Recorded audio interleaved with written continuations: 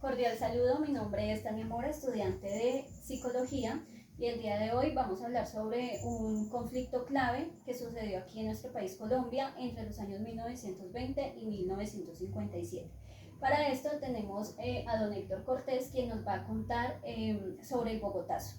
Don Héctor, buenas noches. Muy buenas noches. Bueno, cuéntenos qué ocurrió en este evento pues, del Bogotazo. Sí, exactamente en el año 1948, el 9 de abril, sobre las 2:30 de la tarde, fue asesinado el líder cautillo liberal Jorge Eliezer Gaitán, quien era en ese momento el segundo presidente de la República y quien apoyaba al pueblo. Esa muerte ocasionó unos desmanes y una desbandada total en Bogotá, lo que ocasionó lo que hoy le llamamos como el Bogotazo.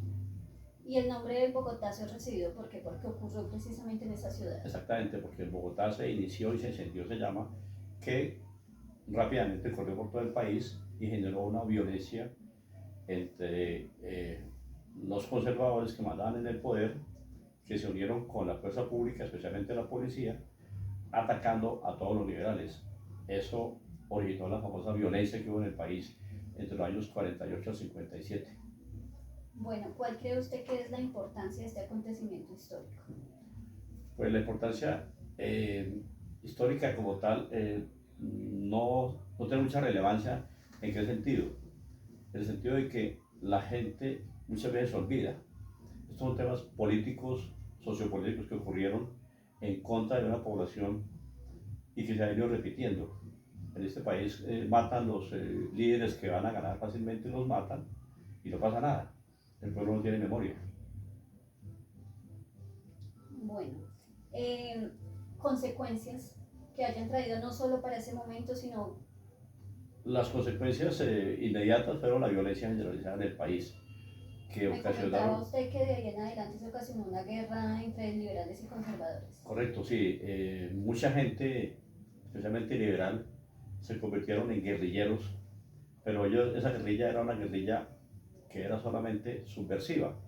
Ellos iban en contra del gobierno y a favor de la clase menos favorecida, al punto de que ellos lo que conseguían lo repartían entre el pueblo. Llevaban medicinas, llevaban alimentos, llevaban educación, y el gobierno los perseguía.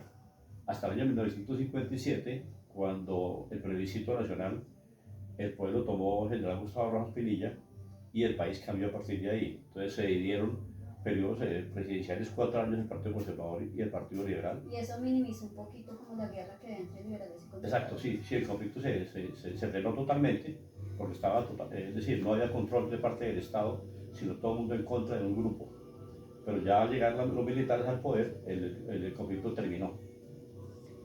Vale la pena resaltar que esta guerra no, o sea, se originó por el tema del Bogotazo, pero fue en todas partes de Colombia. O sea, fue algo que se vivió en todos los rincones de Colombia. Sí, porque el país, históricamente Colombia, mucho tiempo fue liberal, y el país era muy liberal. Por eso la mayoría de la gente que era liberal, pues se va a las armas porque el Estado no permitía otro tipo de actuar. Podemos decir que ahorita en la actualidad todavía se sigue viendo esa guerra de cierta manera entre liberales y conservadores. No, ya ha cambiado porque aparecieron muchos grupos políticos diferentes y la política de cierta forma se vulgarizó mucho.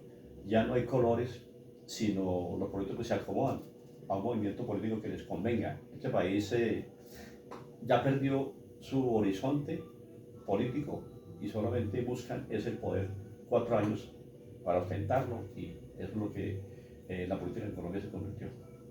Don Héctor, muchísimas gracias por la información que nos acaba de dar. Con mucho gusto.